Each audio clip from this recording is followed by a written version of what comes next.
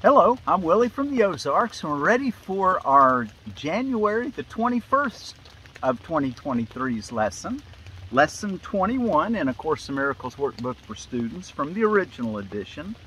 I am determined to see things differently. And the reason I introduce myself every time, I know there's some of you all that have been following me for years, a couple years now. And I just like everyone to feel welcome, and I'm always looking for more people to share the good book with. I call this the good book, just like the Bible's a good book, and other books around the world that are good books. This is a good book. I am determined to see things differently.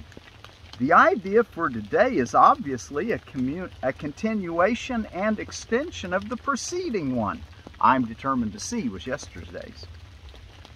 Today, I'm determined to see things differently. This time, however, specific mind-searching periods are necessary in addition to applying the idea to particular situations as they arise. 5 practice periods are urged, allowing a full 5 minutes for each. In the practice periods, begin by repeating the idea to yourself, then close your eyes and search your mind carefully for situations, past, present, and anticipated, which arouse anger in you. The anger may take the form of any reaction ranging from mild irritation to rage. The degree of the emotion you experience does not matter. You will become increasingly aware that a slight twinge of annoyance is nothing but a veil drawn over intense fury. Try therefore not to let the little thoughts of anger escape you in the practice periods. You might not even call them anger. You might just call them upset or discouragement or any number of different emotions. But if it's a negative emotion, it'll work, okay? Try therefore, we're trying to learn not to use anger and attack to navigate. So we've got to recognize that we've been using them. Like we learned yesterday, we've got to clear out the misperception so that we can make a clean slate for reality to present itself. Try therefore not to let the little thoughts of anger escape you in the practice periods. Remember that you do not really recognize what arouses anger in you, and nothing that you believe in this connection means anything. You will probably be tempted to dwell more on some situations than on others, on the fallacious grounds that they are more obvious. This is not so. It is merely an example of the belief that some forms of attack are more justified than others. As you search your mind for all the forms in which attack thoughts present themselves, hold each one in mind and tell yourself, I'm determined to see, and then name a person, differently. Or I am determined to see and specify the situation differently. Try to be as specific as possible. You may, for example, focus your anger on a particular attribute of a particular person, believing that the anger is limited to this aspect. If your perception of the person is suffering from this form of distortion, say, I'm determined to see and specify the attribute, and then name the person differently. And so, we'll practice that a little bit when we end. But you know, we're really entering into this is a huge step. We're going 5 full minutes. And we're going to do this several times today, 3 or 4. Is that what he said? We'll look at it again. But we're going to be doing this today for 5 minutes. We're going to search our minds. This is truly meditation. And we've got a specific chore to do in our quiet, inward-looking moments. Okay. And I've got water dripping on me. It's raining out here, and I got the umbrella that my sister-in-law gave me, but it's got a few leaks in it. I'm determined to see things differently. I am determined to see things differently. I am determined to see things differently. I am determined to see things differently. Okay, let's go back. We'll come back to that one and we'll sing a little bit, but it'll give you a little tune to take with you.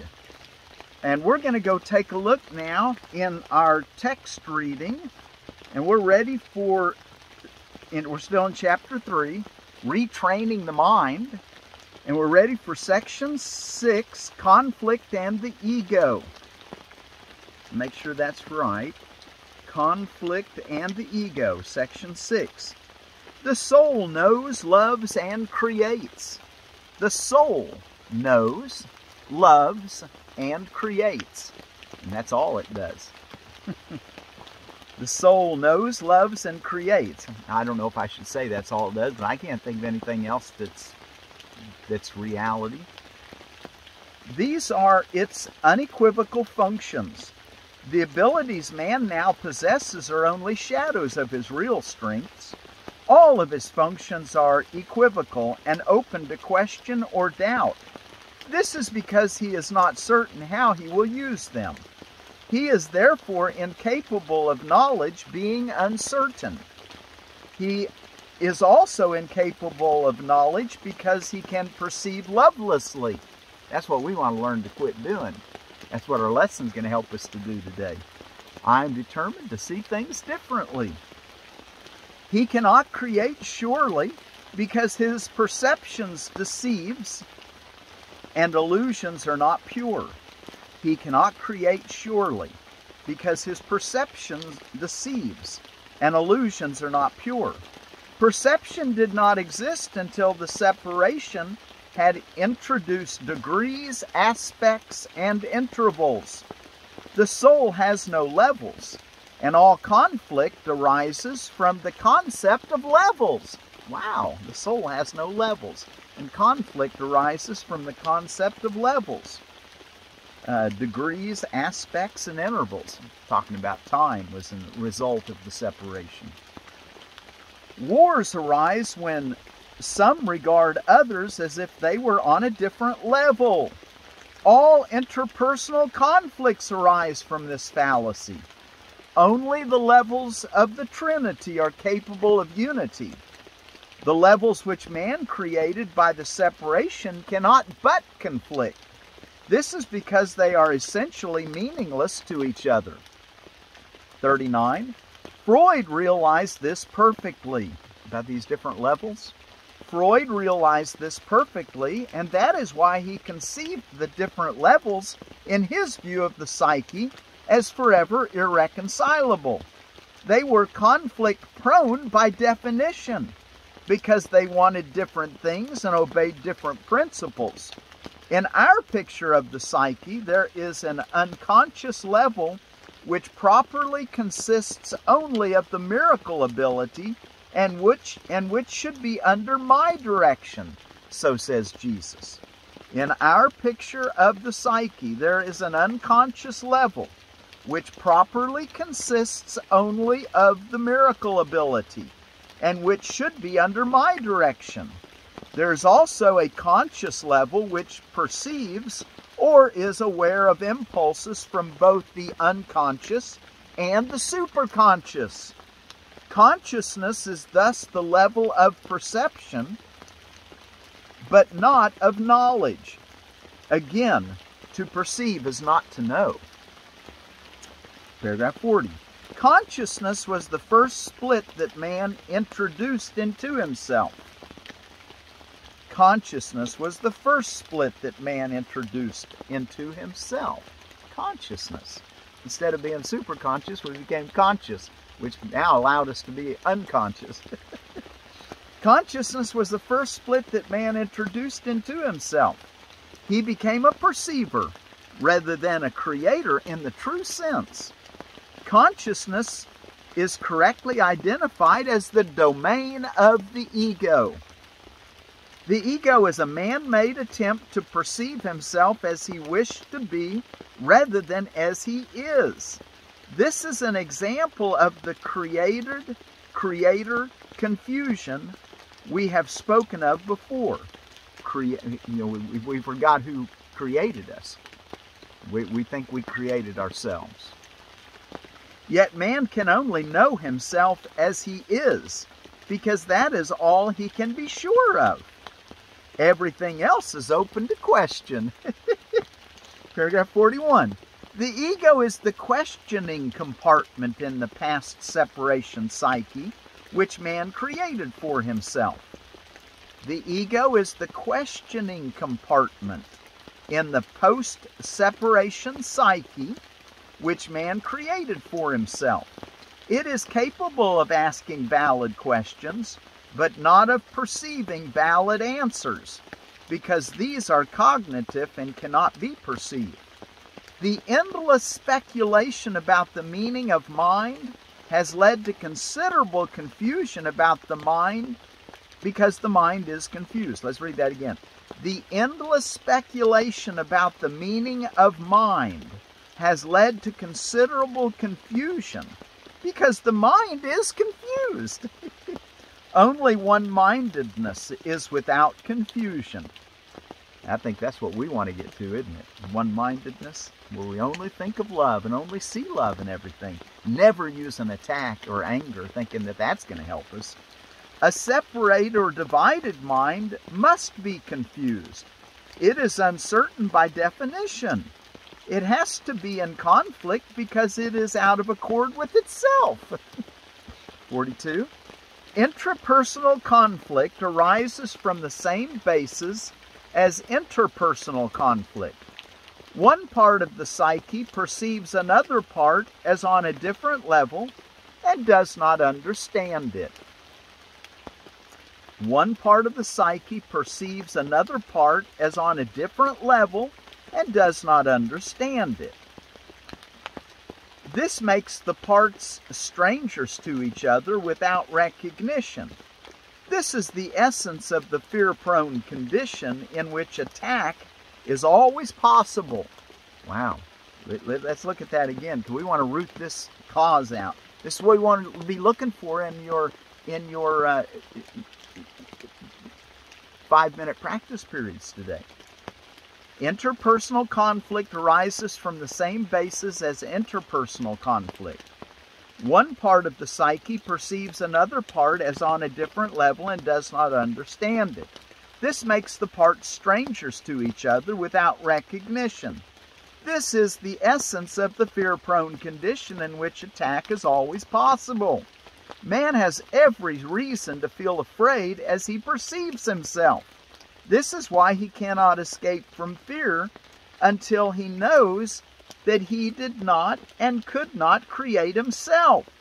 He can never make his misperceptions valid.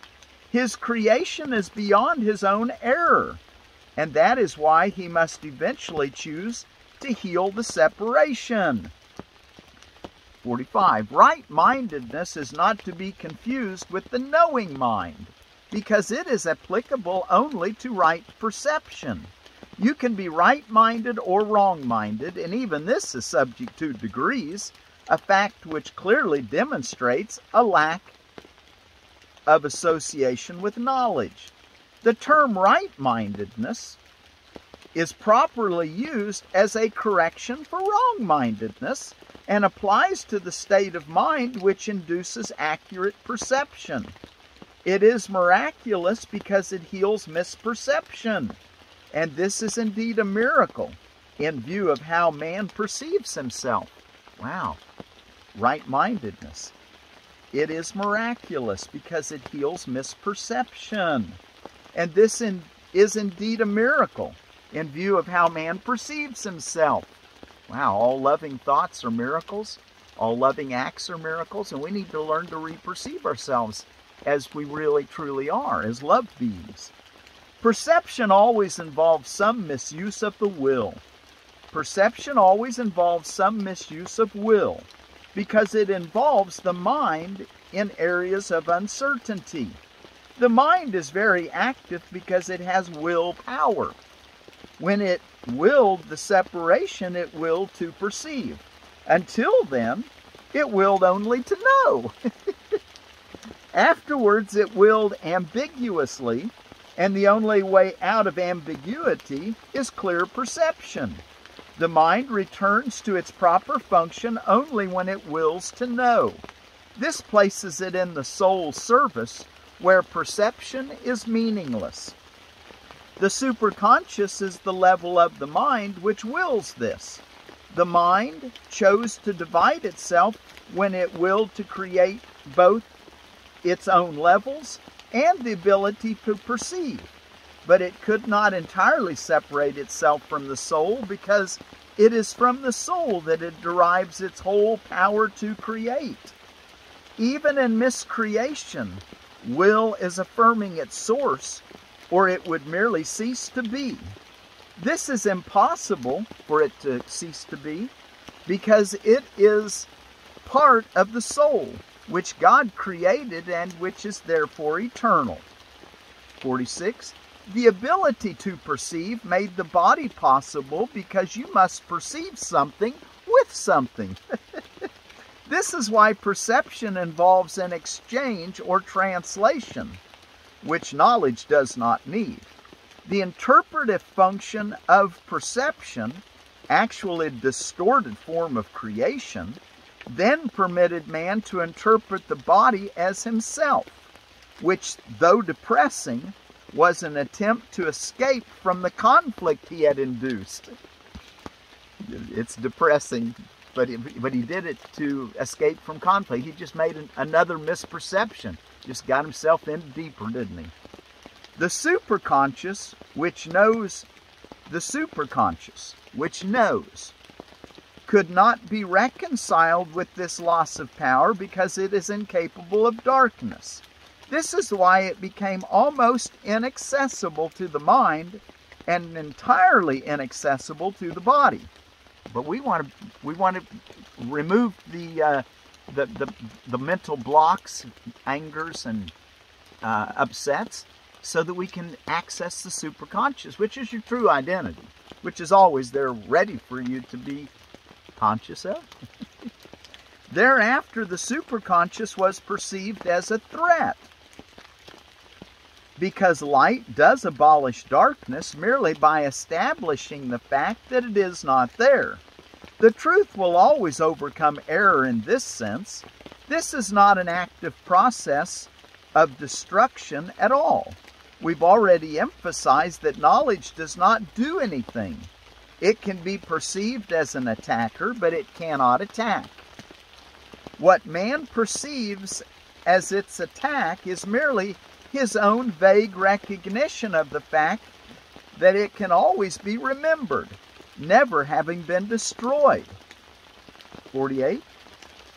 God and the souls he created remain in surety, and therefore know that no miscreation exists. Truth cannot deal with unwilling error, because it does not will to be blocked out. I was a man, says Jesus. I was a man who remembered the soul and its knowledge.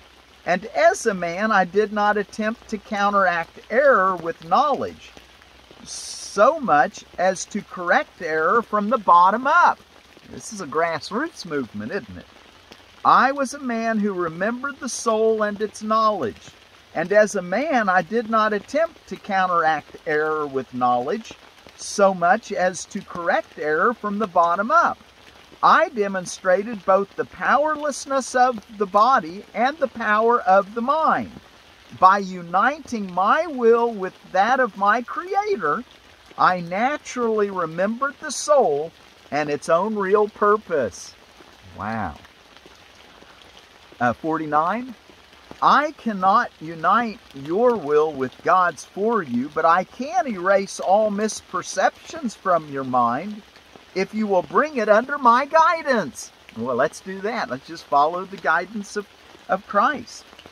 Only your misperceptions stand in your own way. Only your misperceptions stand in your own way. Without them, your choice is certain. Sane perception induces sane choosing. The atonement was an act based on true perception. I cannot choose for you, but I can help you make your own right choice. Many are called, but few are chosen. And that's a quote out of Matthew 22:14. Many are called, but few are chosen should read, All are called, but few choose to listen. So the question, we're all being called to our superconscious state, our identity of our soul, our loving being that's one with everyone and God and one with all creation. But are you listening? Have you chosen? Have you chosen to listen? So many are called, but few are chosen. Should read, all are called, but few choose to listen. But we'll all listen in the end.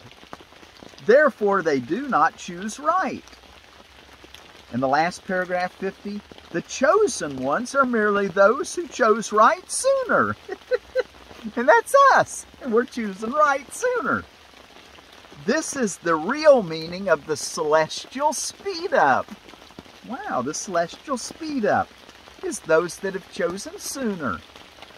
Strong wills can do this now, and you will find rest for your souls.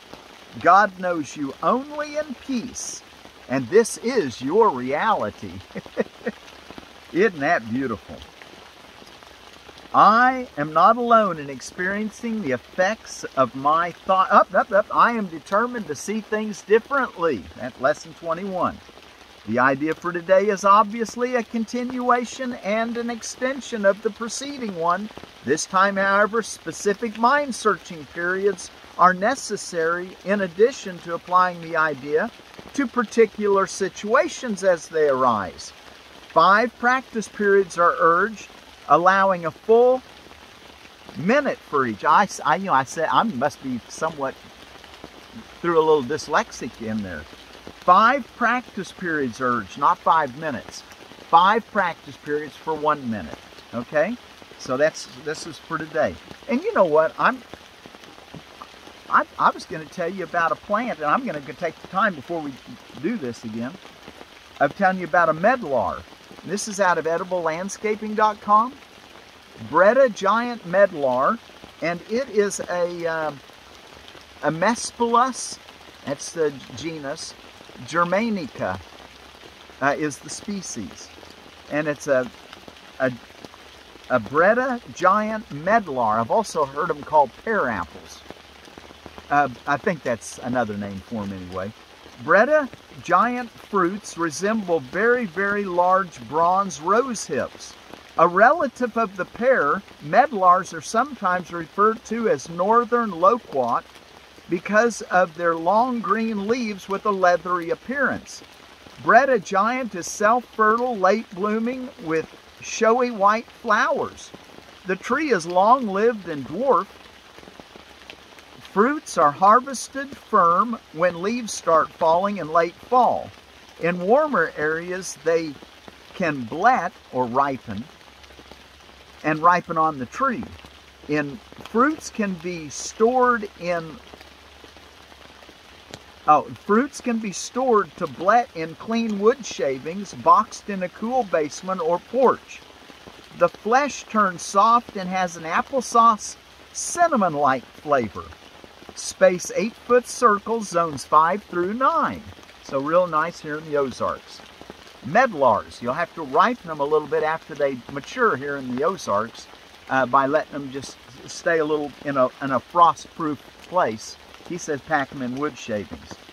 So, I'm determined to see things differently. So we're going to do 5 times today in the practice for 1 minute. In the practice periods, begin by repeating the idea to yourself. Then close your eyes and search your mind carefully for situations past, present, or anticipated which arouse anger in you. The anger may take the form of any reaction ranging from mild irritation to rage. The degree of the emotion you experience does not matter. You will become increasingly aware that a slight twinge of annoyance is nothing but a veil drawn across intense fury. I know we've read this once, but I just want to make sure we really get this, because he's having us do something pretty, your ego might react against this, because this clearly paves the way for the superconscious awareness to return to your awareness.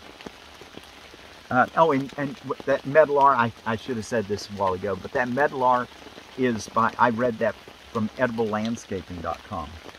Try, therefore, not to let the little thoughts of anger escape you in the practice periods. Remember that you do not really recognize what arouses anger in you, and nothing that you believe in this connection means anything. You'll probably be tempted to dwell more on some situations than on others, on the fallacious grounds that they are more obvious.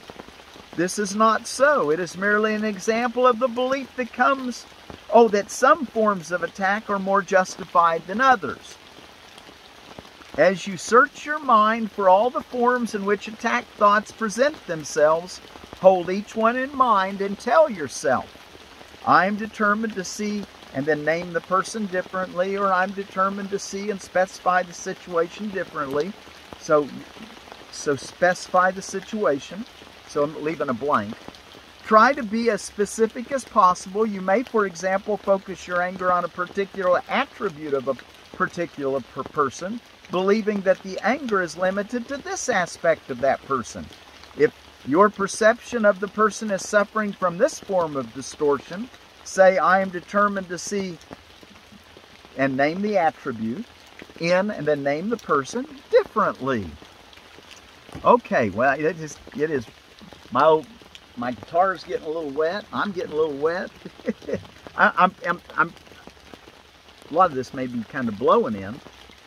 I am determined to see things differently.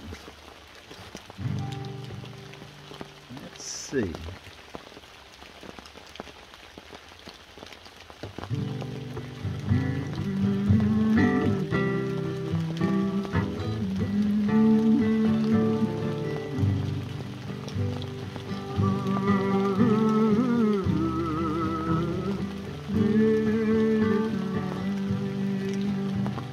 I am determined to see things differently.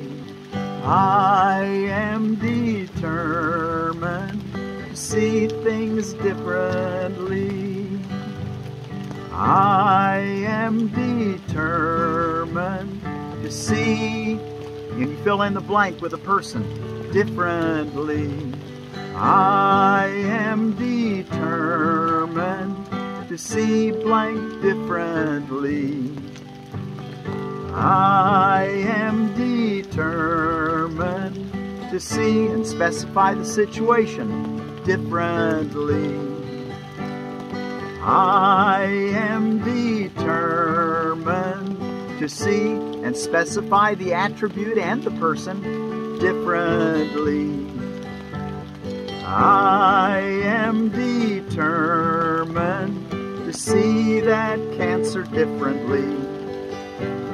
I am determined to see that road rage differently.